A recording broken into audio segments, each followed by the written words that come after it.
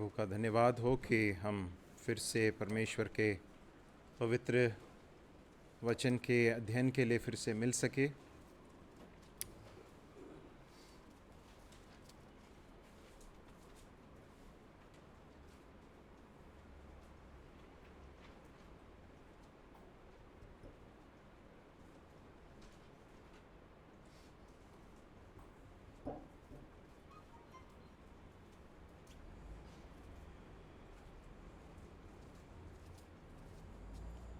प्रभु का धन्यवाद कि प्रभु ने हमें पिछले दिनों में सब संभाल कर रखा। विशेषकर आप मेरे लिए भी प्रार्थना करते आए, इसलिए प्रभु का धन्यवाद। आप सबका भी धन्यवाद।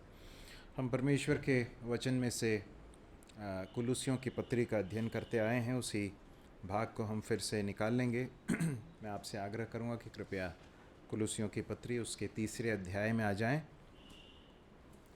तीसरे अध्याय के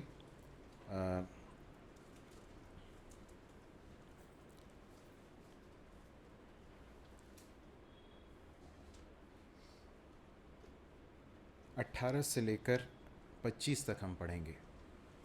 18 से लेकर 25 तक। कुलुसियों तीसरा अध्याय 18 से लेकर 25। हे पत्नियों, जैसा प्रभु में उचित है वैसा ही अपने अपने पति के अधीन रहो। हे पत्नियों, अपनी अपनी पत्नी से प्रेम रखो और उनसे कठोरता ना करो। हे बालकों, सब बातों में अपने अपने माता पिता की आज्ञा का पालन करो, क्योंकि प्रभु इससे प्रसन्न होता है। हे बच्चे वालों, अपने बालकों को तंग ना करो, ना हो कि उनका साहस टूट जाए। हे सेवकों, जो शरीर के अनुसार तुम्हारे स्वामी हैं, सब बातों में उनकी आज्ञा का पालन करो, मनुष्यों को प्रसन्न करने वालों के समान दिखाने के लिए नहीं, परंतु मन की सिधाई और परमेश्वर के भय से। जो कुछ तुम करते हो तन मन से करो, यह समझकर कि मनुष्यों के लिए नहीं परंतु प्रभु के लिए करते हो, क्योंकि तुम जानते हो कि तुम्हें इस के बदले प्रभु से निराश मिलेगी। तुम प्रभु मसीह की सेवा करते हो, क्योंकि जो बुरा करता है वह अपनी बुराई का फल पाएगा, वहाँ किसी का पक्षपात नहीं। धन्यवाद भाई। परमेश्वर अपने पवित्र वचन के पढ़े सुने जाने पर अपनी आशीष दे। हम प्रेरितों के कुलुसियों की पत्री में हमने पिछले अध्ययनों में इस बात को देखा है कि किस तरह से प्रेरित पौलुस हमें सैद्धांतिक सच्चाइयाँ भी सिखाते हैं और साथ में उन्हीं सैद्धांतिक सच्चाइयों को किस तरह से हमारे व्यावहारिक जीवन में लागू करना ये भी सिखाते हैं, है ना। आपको याद है ना, आप पौलुस की पत्रियों को देख लें तो उसमें हमेशा एक डिवीज़न आप देख सकते हैं या एक विभाजन देख सकते हैं। पहले का जो भाग है उसमें आप बहुत ही गूढ़ सच्चाइयों को आप पाएंगे, बहुत सारी शिक्षाओं को पाएंगे। और उसके बाद फिर पौलुस बताता है कि बहुत ही व्यावहारिक तरीके से कि हमारे जीवन में इन चीज़ों को किस तरह से लागू करना है, कौन कौन से क्षेत्रों में लागू करना है, इसके विषय में बताता है। तो इस अध्याय का जो आरंभ है वो इस बात के साथ प्रेरित पौलुस करते हैं कि एक विश्वासी की अवस्था क्या थी और क्या है और क्या होने वाली है, जैसा कि भाई साइलस ने भी हमको स्मरण दिलाया था। प्रेरित पौलुस बताता है कि हम एक समय पर मरे हुए थे अपने पापों के कारण, परंतु प्रभु यीशु मसीह के साथ क्या हो गए हैं, हम फिर से जीवित कर दिए गए हैं। और अभी कहाँ पर बैठाए गए हैं? स्वर्गीय स्थानों पर बैठाए गए हैं। हम शारीरिक रूप से भले ही इस संसार में हैं, परंतु आत्मा में हम कहाँ पर हैं? परमेश्वर की उपस्थिति में हमेशा रहते हैं। ऐसा कोई हमारे जीवन का क्षण नहीं है जब हम परमेश्वर के पास नहीं हैं, है ना। तो हमारा जो पोजीशन है, हमारा जो आत्मिक पोजीशन है, वो कहाँ पर है? मसीह के साथ स्वर्गीय स्थानों पर। और पौलुस बताता है कि इसलिए, और फिर आगे जाकर वो कहता है कि जब मसीह महिमा के साथ प्रकट होगा तो तुम भी महिमा के साथ प्रकट होने वाले हो। तुम्हारा ये शरीर बदल जाएगा, महिमा का शरीर तुम्हें मिलने वाला है, तुम महिमा के साथ प्रकट किए जाओगे। और इस सब बातों को बताने के बाद प्रेरित पौलुस कहता है इसलिए तुम्हारा आचरण कैसा होना चाहिए। और हमने देखा था कि वो बताता है कि एक विश्वासी के जीवन में कुछ चीज़ें हैं जिनका कोई स्थान नहीं है, जिसके साथ बहुत कड़ाई का व्यवहार करना। क्या क्या है? व्यभिचार, 5वां पद, व्यभिचार, अशुद्धता, दुष्कामना, बुरी लालसा और लोभ। उसके बाद फिर प्रेरित पौलुस आगे जाकर 8वें पद में कहता है, क्रोध, रोष, बैर भाव, निंदा और मुंह से गालियां बकना, इन सब बातों को छोड़ देना है। उसके बाद फिर 12वें पद में कहता है, बड़ी करुणा, भलाई, दीनता और नम्रता और सहनशीलता को धारण करो। तो पौलुस क्या कहना चाहता? पौलुस ये कहना चाहता कि एक पुराना जीवन था, वो जीवन बीत गया, अब एक नया जीवन मसीह यीशु के साथ आरंभ हुआ है। यदि आपको याद है, 2 कुरिन्थियों 5वें अध्याय के 17 में क्या पढ़ते हैं? आपने इस भाग को कंठस्थ किया कभी? सो यदि कोई मसीह यीशु में है तो वह नई सृष्टि है, वो नई सृष्टि है। अब देखिए, इसी कुलूसियों के पहले अध्याय में प्रेरित पौलुस उस तरह से कहता है कि उसने तुम्हें अंधकार के वश से छुड़ाकर अपने प्रिय पुत्र के राज्य में प्रवेश कराया है ना? तो एक समय हम अंधकार के वश में थे, मतलब शैतान के वश में थे, परंतु प्रभु यीशु मसीह पर विश्वास करने वाले व्यक्ति को परमेश्वर ने क्या किया? मानो एक बहुत बड़े एक अंधकार के साम्राज्य से छुड़ाकर स्वतंत्र करके अपने प्रिय पुत्र के राज्य में प्रवेश कराया है। अब देखिए, ये सारी बातें बताने के बाद प्रेरित पौलुस अब जो है 18वें पद से कुछ ऐसी चीज़ों को बताता है जिन्हें पढ़ते समय ऐसा मन में विचार आ सकता है कि अचानक से प्रेरित पौलुस ने विषय बदल दिया क्या, है ना? क्योंकि वो अब किसके बारे में बात कर रहा है? 18 से लेकर 25 तक आपने जो पढ़ा, उसमें आपको कौन कौन से क्षेत्र, जीवन के कौन से क्षेत्र दिखाई देते हैं, बता सकते हैं क्या? एक तो पारिवारिक क्षेत्र है ना, परिवार में एक विश्वासी का आचरण कैसा होना चाहिए। उसके बाद कार्य के क्षेत्र में, हमारे व्यवसाय में या हमारे कार्य में हमारा आचरण कैसा होना चाहिए। तो ये 2 क्षेत्र है जिसके बारे में प्रेरित पौलुस बात करता है। अब देखिए, जब पहले कुछ पदों को यदि आप पढ़ें, पहले 2 पदों को, तो वहाँ क्या लिखा है? प्रेरित पौलुस कहता है, सो जब तुम मसीह के साथ जिलाए गए तो स्वर्गीय वस्तुओं की खोज में रहो, जहाँ मसीह विद्यमान है और परमेश्वर की दाहिनी ओर विराजमान है। पृथ्वी पर की नहीं परंतु स्वर्गीय वस्तुओं पर ध्यान लगाओ। क्या कहा है? पृथ्वी पर की नहीं परंतु स्वर्गीय वस्तुओं पर ध्यान लगाओ। मैं एक उदाहरण आपको देना चाहता हूँ, जो रियल लाइफ एक बातचीत थी एक व्यक्ति के साथ, और थोड़ा सुनने में अजीब लग सकता है, परंतु मैं इस सच्चाई को जो आपके साथ आज अब शेयर करने वाला हूँ, उसको थोड़ा सा एम्फेसाइज करने के लिए, ज़ोर देकर बताने के लिए, आपको समझ में आए, इसलिए उस उदाहरण को दे रहा हूँ। तो अनेक वर्ष पहले पूर्व की बात है, मैं एक भाई से मिला। वो प्रभु पर विश्वास करते हैं, उन्होंने प्रभु को ग्रहण किया, और आत्मिकता के बारे में या आत्मिक जीवन के विषय में उनकी जो सोच है, उसमें कुछ समस्या दिखाई दी मुझे। वो तब दिखाई दी क्योंकि वो बहुत आत्मिक चीज़ों के बारे में बात करते थे, और बहुत सारी जो है परमेश्वर के वचन से बहुत सारी चीज़ों के बारे में बात करना, परंतु उनके पारिवारिक जीवन में कुछ समस्या थी। और उन्होंने एक बार बातचीत में कुछ ऐसा निकल कर आया था, तो मुझे समझ में आया। तो कई समय के पश्चात मैं जब मिला तो उनसे एक बार मैंने पूछा कि भाई, आपका पत्नी के साथ कैसा जीवन चल रहा है? तो उन्होंने कहा मुझसे कि भाई, परमेश्वर की नज़रें तो इज़राइल पर हैं। तो मैं थोड़ी देर के लिए मैं भौंचक्का रह गया कि वो कहना क्या चाहते हैं। मुझे समझ में नहीं आया, आज तक भी मुझे नहीं समझ में आया कि उन्होंने कहना क्या चाहा था।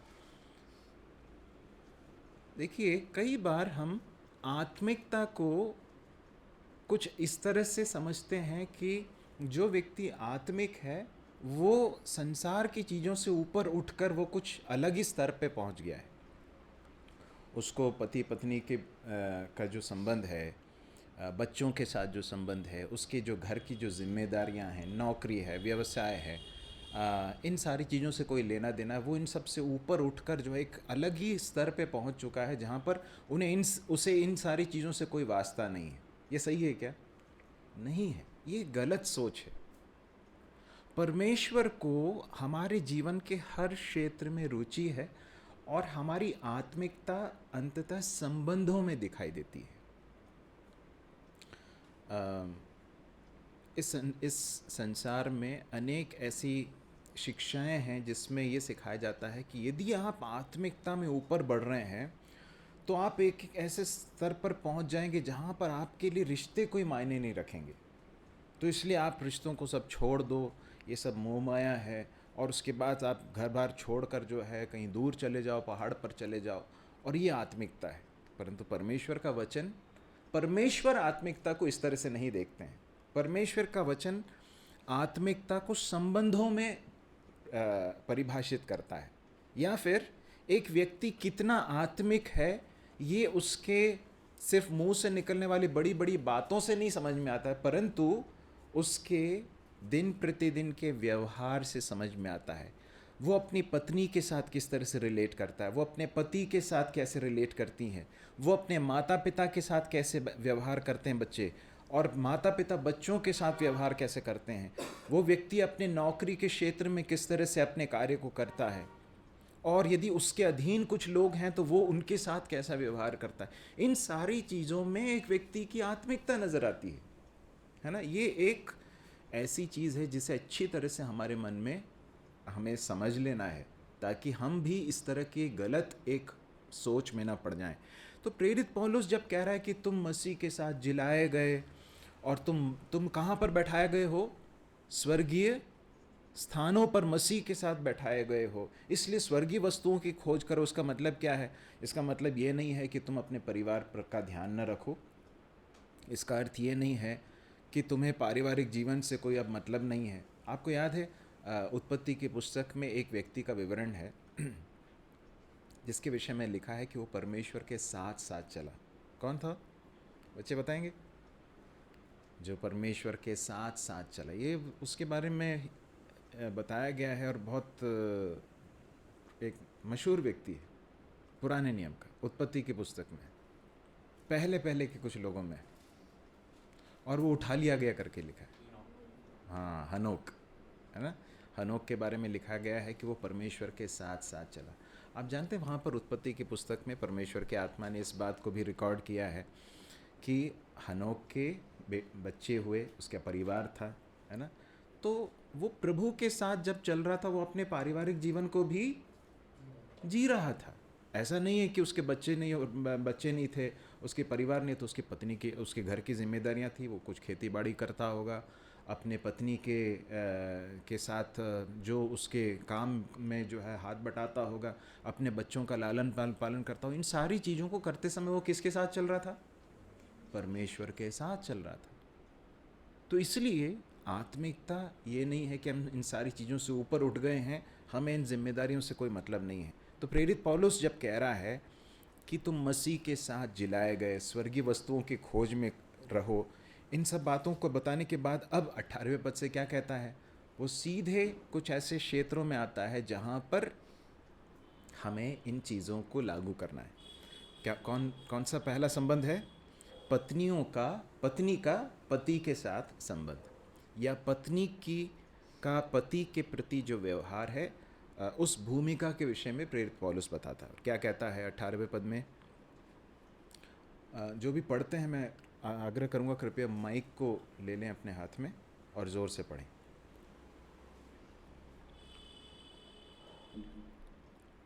पढ़ लें, 18वां पद पढ़ लें। हे पत्नियों, जैसे प्रभु में उचित है वैसे ही अपने अपने पति के अधीन रहो। या काफ़ी है। हे पत्नियों, जैसा प्रभु में उचित है वैसा ही अपने अपने पति के अधीन रहो। इफिसियों के 5वें अध्याय में यदि आप आ जाएं तो वहाँ पर प्रेरित पौलुस इसी विषय को बताते हैं, और भी कुछ इसके साथ साथ बातें बताते हैं। परंतु परमेश्वर का वचन स्पष्ट बताता है कि एक मसीही विश्वासी, एक स्त्री जिसका विवाह हुआ है, जो विवाहित है, उसे अपने पति के प्रति उसका दायित्व क्या है, या फिर परमेश्वर की उससे क्या उम्मीद है, परमेश्वर क्या चाहते हैं एक विश्वासी पत्नी से। तो क्या लिखा है? जैसा प्रभु में उचित है वैसा ही अपने अपने पति के अधीन रहो। सबसे पहला जो क्षेत्र है वो क्या है? पत्नी से कहा गया है कि पत्नी अपने पति के प्रति क्या रहे, अधीन रहे।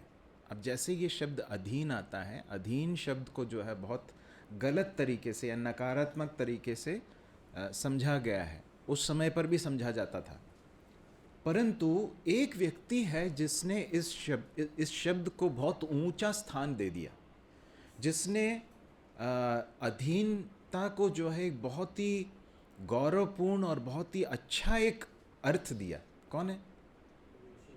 हमारा प्रभु यीशु मसीह, जिसके विषय में हम फिलिपियों की पत्री में पढ़ते हैं कि उसने परमेश्वर के तुल्य होने के बावजूद उसे अपने वश में रखने की वस्तु न समझा, बल्कि अपने आप को क्या कर दिया, शून्य कर दिया। प्रभु यीशु मसीह पिता के तुल्य हैं, समकक्ष हैं, परंतु उन्होंने अपने आप को क्या किया, अधीन किया। क्यों अधीन किया? परमेश्वर की योजना को पूरा करने के लिए, इसलिए नहीं क्योंकि वो पिता के थोड़े से कमतर हैं। और इसलिए जब प्रेरित पौलुस यहाँ पर और इफिसियों में और उसके बाद फिर पतरस की पत्री में भी हम पढ़ सकते हैं, जब मसीही एक पत्नी से अधीनता की अपेक्षा की जाती है, परमेश्वर का वचन जब सिखाता है, तो इसलिए नहीं कहता है क्योंकि पत्नी पति से कम दर्जे की है। ऐसा है क्या?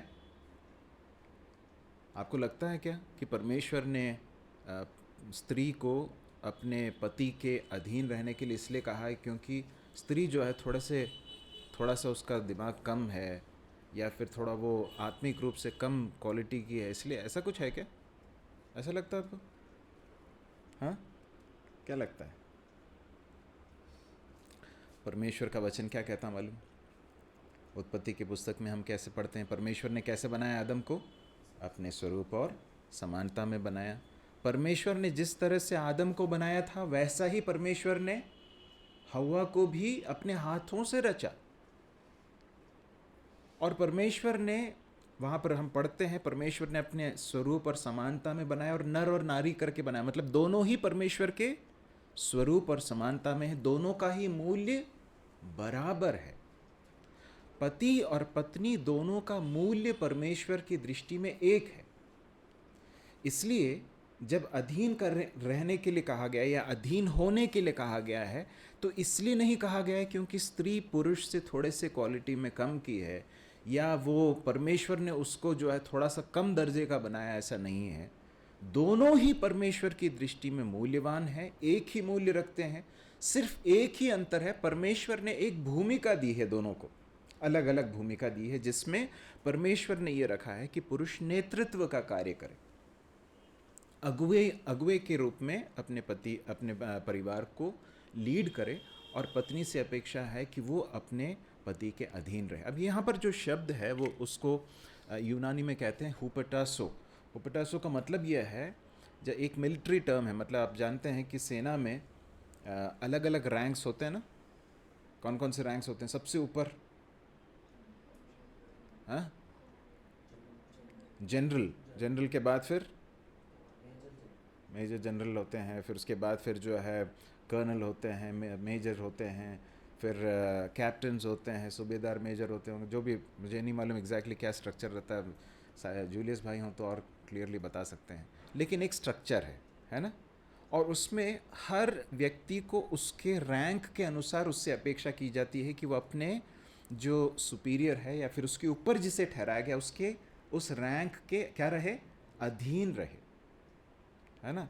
तो ऐसा कई बार हो सकता है कि आपके ऊपर जो सुपीरियर है वो आपसे ज़्यादा दक्ष ना हो, या आप उससे ज़्यादा दक्ष हों, प्रवीण हों, अपने काम में कार्यकुशल हों, लेकिन वहाँ पर उस रैंक को रिस्पेक्ट करना पड़ता है। तो यहाँ पर एक तरह का वो टर्म है जिसमें to bring yourself under, या फिर अपने आप को अपने उस रैंक में रखना।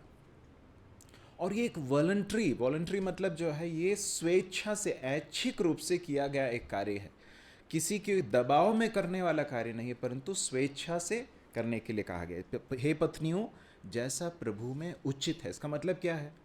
जब एक पत्नी अपने पति के अधीन होकर अपने भूमिका को अदा करती है, तो वो क्या कर रही है?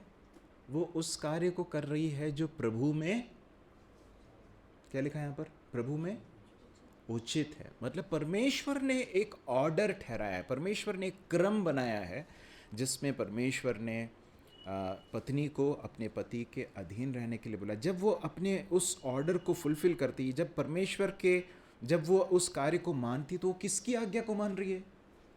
परमेश्वर की आज्ञा को मान रही है। और जब परमेश्वर की आज्ञा को मानती तो प्रभु में क्या है? उचित है करके हम पढ़ते हैं। एक और बात बताकर आगे बढ़ना चाहूँगा। अब जब कहा गया है कि पत्नी को अधीन रहना है, तो पत्नियों के मन में या फिर स्त्रियों के मन में ये विषय आ सकता है कि ऐसा क्यों है कि सिर्फ हमें अधीन रहने के लिए कहा गया है, पुरुषों को अधीन रहने के लिए क्यों नहीं कहा गया है? हैं? आ सकता है विचार, आता होगा ना, ये तो बड़ी ज़्यादती हो गई, हमसे ही क्यों? तो आपको क्या लगता है, पुरुषों को अधीन रहना है क्या? परमेश्वर का वचन बताता है कि पुरुषों को भी अधीन रहना है। किसके? पत्नी के अधीन रहने के लिए नहीं कहा गया है, परंतु मसीह के अधीन रहने के लिए कहा गया है। कलीसिया में जो अगुए हैं उनके प्रति अधीन रहने के लिए कहा गया है। देखिए, अधीन रहना ये एक पूरे सिस्टम में हम देख सकते हैं, हमारे सामाजिक सिस्टम में भी हम देख सकते हैं, है ना। जो अधिकारी हमारे ऊपर रखे गए हैं उनके अधीन रहना हमसे अपेक्षित है। जब अधीन रहकर हम कार्य नहीं करते हैं तो फिर क्या होता मालूम है? बहुत बड़ी गड़बड़ी होती। इसी तरह से मसीही परिवारों में, मसीही विश्वासियों को अपने अपने परिवारों में पति और पत्नी को अपनी अपनी भूमिका को समझते हुए अपने कार्य को करना है। तो यदि पुरुष को अपने नेतृत्व को करना है, ध्यान से सुनिए, यदि पति को अपने अगुवाई के या नेतृत्व के कार्य को अच्छी तरह से करना है तो क्या ज़रूरी है? आप बताएंगे क्या ज़रूरी है? कि वो मसीह के अधीन रहे। क्यों?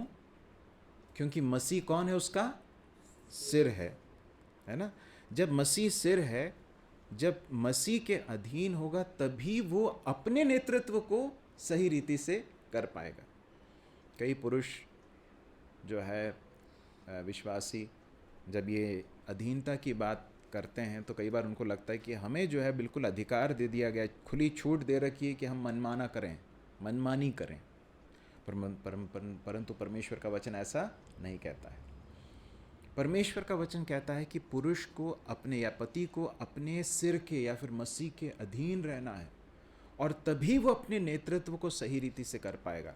अधीनता या फिर जब पत्नी अधीन होती है और पति अपने नेतृत्व का कार्य करता है, तो आगे जाकर प्रेरित पौलुस यहाँ पर भी और इफिसियों में भी पति के दायित्व के विषय में जब कहता तो क्या लिखता है? 19वें पद को पढ़ेंगे जरा।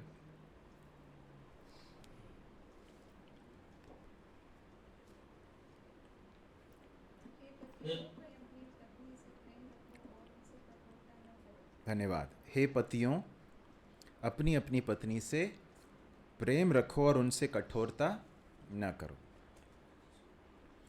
अब देखिए, यहाँ पर पति को क्या कहा गया है? पति कौन है? घर में कौन है? पति हेड है, मतलब कह सकते हैं लीडर, कह सकते हैं, है ना, लीडर है। परंतु जिस तरह के लीडरशिप की बात यहाँ पर कही जा रही है, या फिर जिस तरह के नेतृत्व की बात की जा रही है, अगुवाई की बात की जा रही है, उसमें मनमानी करना नहीं है, परंतु प्रेम के साथ करने के लिए कहा गया है। So the leader is also a lover. सही है? पति को जो है सिर्फ लीडर के रूप में नहीं दिखाया गया है, परंतु एक प्रेमी के रूप में बताया गया, एक प्रेम करने वाले एक अगुए के रूप में बताया गया है। और लिखा है अपनी अपनी पत्नी से प्रेम रखो। पहले पत्नियों से कहता है अपने अपने पति के अधीन रहो। पत्नी को अपने पति के अधीन रहना, किसी और के अधीन नहीं रहना, ये बहुत स्पष्ट बात है। इसी तरह से पति को अपनी पत्नी से प्रेम करना, किसी और की पत्नी से नहीं। और लिखा है कि अपनी अपनी पत्नी से प्रेम रखो और उनसे क्या ना करो? कठोरता न करो। ये क्यों प्रेरित पौलुस को यहाँ पर स्पेसिफिकली बोलना पड़ा कि कठोरता ना करो? क्योंकि जब नेतृत्व करने की बात आती है या अगुवाई की बात आती है तो कई बार कई पुरुष इसलिए कि अपने सिर के अधीन होकर नहीं जी रहे हैं, जिसके अधीन रहना, मसीह के अधीन रहकर नहीं जी रहे हैं, इसलिए कई बार उनके नेतृत्व में क्या दिखाई देता है? कठोरता दिखाई देती है। जिस तरह से अपने पत्नी के साथ बात करते हैं, आचरण करते हैं, ऐसा दिखाते हैं मानो कि मेरा जन्म सिद्ध अधिकार है कि तुम मेरी सेवा करो। ऐसा है क्या? क्या परमेश्वर ने ऐसा रखा है क्या? नहीं। इसलिए पतियों, अपनी पत्नी के प्रति कठोर व्यवहार मत करो। और एक और चीज़ है, पत्नी अधीन होने के कारण कई बार जब आप अनावश्यक रूप से या अनरीजनेबल तरीके से यदि अगर आप क्रोधित हो जाते हैं और उसके बाद भी वो कुछ नहीं बोलती, चुपचाप सहती है, तो आप इस बात को भूलना नहीं कभी कि वो इसलिए नहीं सह रही है क्योंकि वो बोल नहीं सकती है, परंतु इसलिए सह रही है क्योंकि परमेश्वर का वचन उसे कहता है कि अधीन रहना है। और आपको ऐसा नहीं सोचना है कि मुझे तो अधिकार है किसी भी तरह से व्यवहार करने का, नहीं। और इसलिए जब आपको लगता है कि आपने अपने व्यवहार में कठोरता दिखाई है अपनी पत्नी के प्रति, तो फिर क्या जिम्मेदारी मालूम है? क्या जिम्मेदारी है? क्या करना है फिर?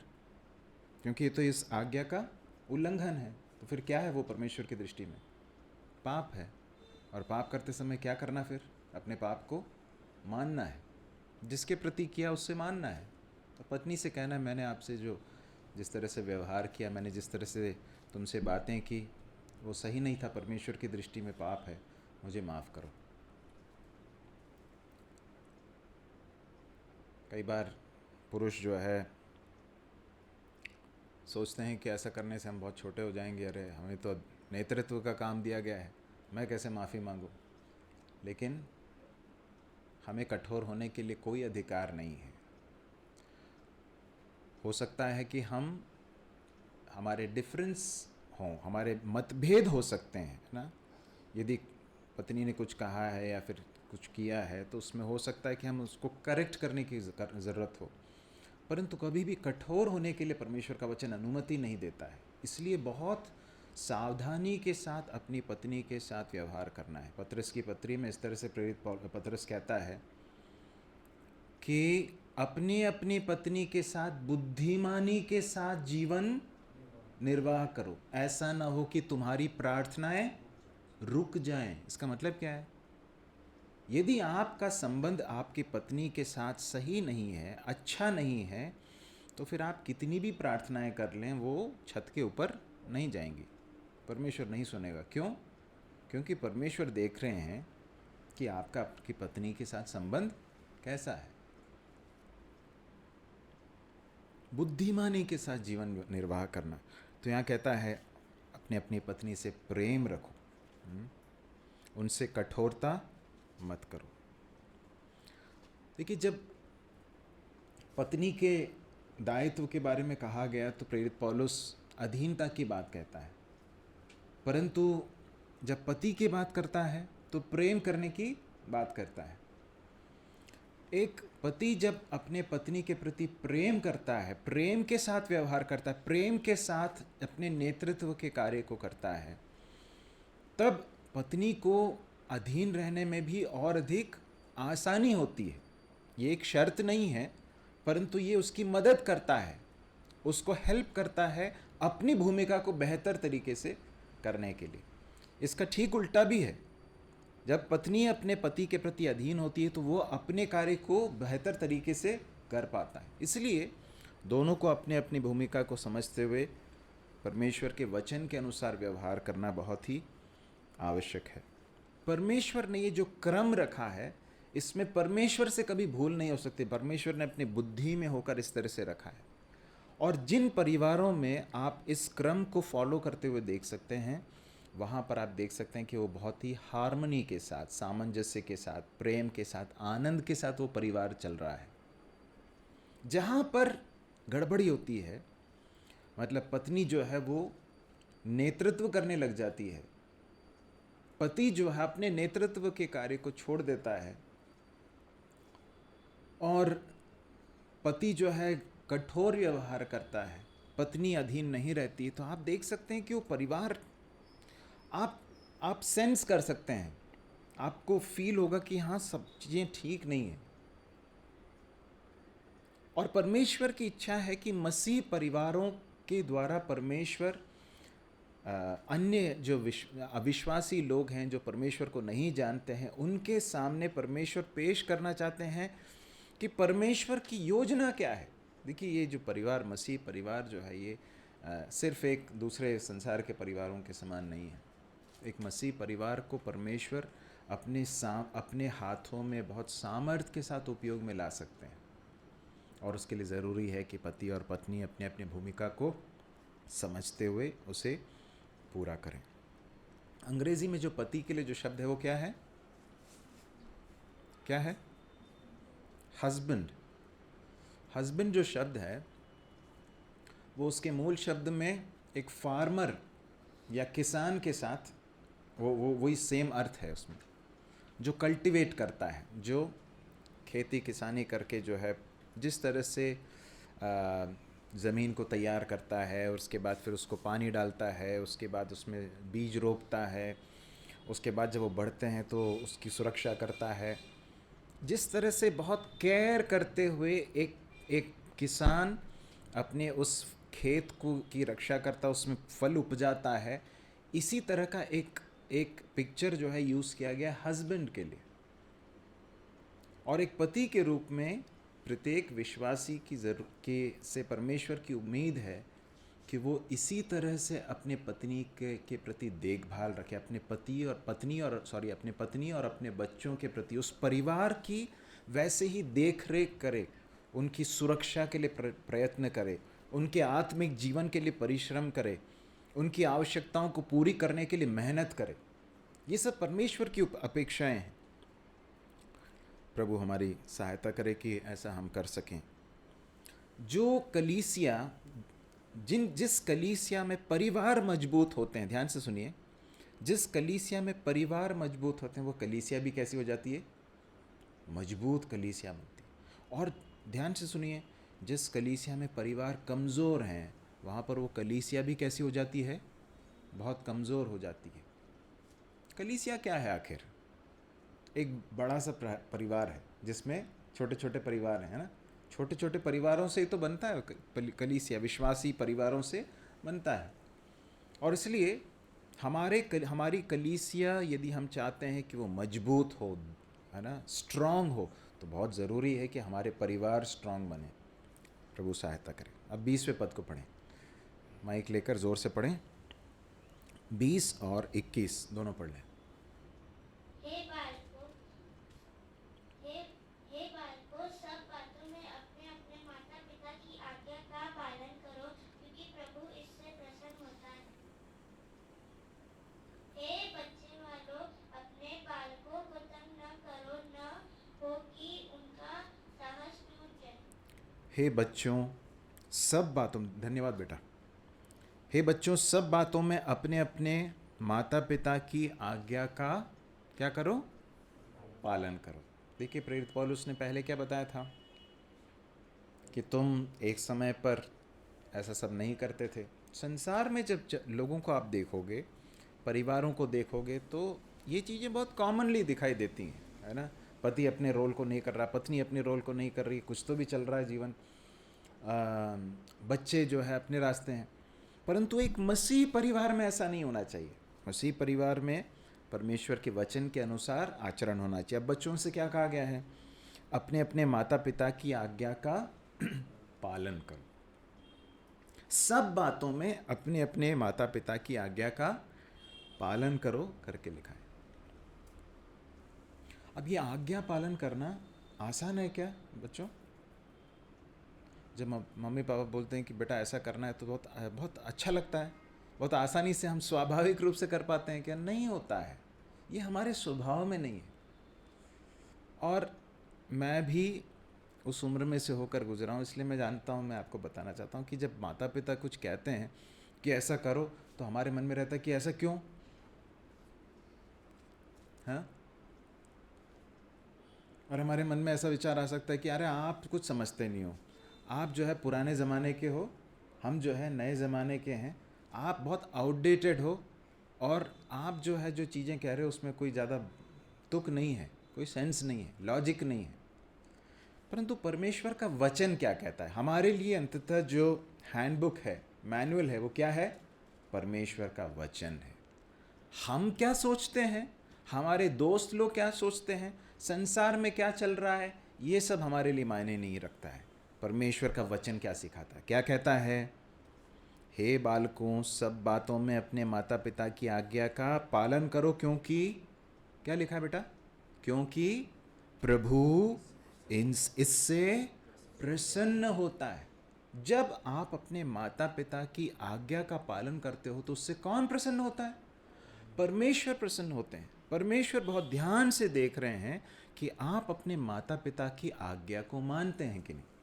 प्रभु यीशु मसीह ने एक बार उदाहरण दिया, कहा कि 2 बेटे थे और पिता ने कहा कि बेटा फलाना काम को करना, उसने कहा कि हाँ करता हूँ मैं, और उसने नहीं किया। और दूसरे से कहा करो, तो उसने बोला कि नहीं मैं नहीं करूँगा, लेकिन थोड़ी देर के बाद उसको लगा कि नहीं मेरे को ऐसा नहीं करना चाहिए, और उसने जाके किया। तो प्रभु ने पूछा किसने आज्ञा मानी? दूसरे ने आज्ञा मानी। बहुत ज़रूरी है कि हम आज्ञा माने। परमेश्वर इन चीज़ों को बहुत ध्यान से देख रहे हैं, और परमेश्वर की दृष्टि में एक आत्मिक बच्चा कौन है? बहुत सारे मेमोरी वर्सेस सुनाने वाला नहीं। अच्छी बात है, आप सुनाइए, मैं ये नहीं बोल रहा हूँ अगली बार के लिए जो है मेमोरी वर्सेस मत याद करना, पर मेमोरी वर्सेस के साथ साथ अपने माता पिता की आज्ञा को मानना भी बहुत ज़रूरी है। परमेश्वर की दृष्टि में एक बच्चा आत्मिक है कि नहीं, इसका मापदंड क्या है? वो अपने माता पिता के प्रति उसका व्यवहार कैसा, वो अपने माता पिता का आदर करता है कि नहीं। किस तरह से समझ में आएगा आदर करते हैं कि नहीं? अपनी बातचीत से और अपने व्यवहार से, है ना। माता पिता के प्रति हमारा व्यवहार बहुत ही आदरपूर्ण होना चाहिए, और उनकी बातों का की आज्ञा का पालन करना। एक बार क्या हुआ, एक बच्चे को उसके पिताजी ने कहा, कुछ कहा करने के लिए, नहीं उसने माना, तो जो है उसके पिताजी ने उसको बोला कि तुम्हें एक काम करो, वहाँ जब कोने में जाके बैठ जाओ, जब तक मैं नहीं बोलूँगा तब तक उठना नहीं। तो जाके बैठ गया, और उसके बाद बोलता है कि मैं बाहर से तो बैठा हूँ, लेकिन अंदर से मैं क्या, आप जानते हो, मैं खड़ा हूँ। अपने मन में तो मैं क्या कर रहा हूँ, मैं खड़ा हूँ, मैं बैठा नहीं हूँ। देखो ये बहुत बड़ी एक सच्चाई बताता है कि कई बार हम बाहर से भले, है ना, आज्ञा मान रहे हो, लेकिन हमारे हृदय के अंदर बहुत बड़ा एक रिबेलियन चल रहा होगा, या फिर विद्रोह चल रहा होगा कि मैं नहीं मानूंगा। ऐसा नहीं होना चाहिए, है ना। परमेश्वर का वचन हमसे अपेक्षा करता है कि अपने हृदय से ही हम आज्ञा माने। तो अपने अपने माता पिता की आज्ञा का पालन करो, प्रभु इससे प्रसन्न होता है। उसके बाद 21वां पद, हे पिताओं, अपने बच्चों को भड़काया न करो या तंग न करो करके एक वर्जन में लिखा है। ऐसा ना हो कि उनका साहस टूट जाए। माता पिता जिस तरह से अपने बच्चों से व्यवहार करते हैं, बातचीत करते हैं, तो उनका जो साहस है वो नहीं टूटना चाहिए। इसका अर्थ नहीं ये नहीं है कि उन्हें अनुशासित नहीं करना है, परंतु अनुशासित करते समय उनको इस तरह से उनको ये एहसास नहीं देना कि तुम गए बीते हो, तुमसे कुछ हो नहीं सकता, तुम जो है किसी काम के नहीं हो। ऐसा इस तरह से व्यवहार करने से उनका साहस टूट सकता है। इसलिए बहुत बुद्धिमानी के साथ अपने बच्चों के साथ व्यवहार करना है। हमारा उद्देश्य अंततः उन्हें बिल्डअप करना होना चाहिए, न कि तोड़ देना।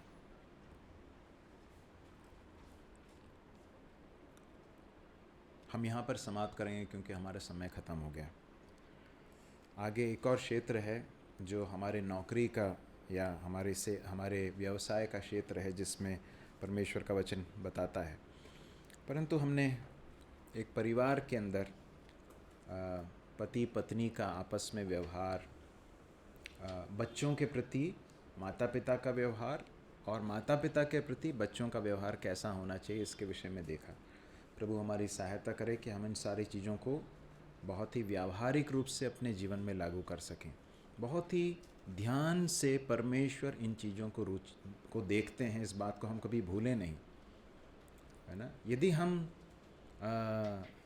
आत्मिक भाषा का प्रयोग करते हैं लेकिन बड़े बड़े स्पिरिचुअल वोकैबुलरी यूज़ करते हैं, परंतु हमारे रिलेशनशिप्स, यदि हमारे जो संबंध हैं उसमें यदि हम परमेश्वर के वचन के अनुसार व्यवहार नहीं कर रहे हैं, तो हमारी जो कुछ हमारे दावे हैं वो सब बहुत खोखले हैं। इसलिए प्रभु हमारी सहायता करे कि हम बहुत बुद्धिमानी के साथ व्यवहार करें। हमारे परिवार बहुत महत्वपूर्ण है। परमेश्वर की दृष्टि में परिवार बहुत प्रेशियस है, बहुत ही कीमती है, और इसलिए परमेश्वर ने सबसे पहला जो इंस्टीट्यूशन बनाया वो क्या है? परिवार है। उसके बाद आई कलीसिया, तो है ना। इसलिए परिवारों को सुरक्षित रखना बहुत ज़रूरी है। परिवारों को परमेश्वर के वचन के अनुसार लिए चलना बहुत ही ज़रूरी है। कई लोगों ने जो इस क्षेत्र में जो विफलताएं जिनकी हुई हैं, उन्होंने अपने जीवन बर्बाद कर लिए। प्रभु ऐसा न होने दे। हम सबके जीवन को हम बहुत ही सावधानी के साथ बिता सकें। परमेश्वर हमारी सहायता करें।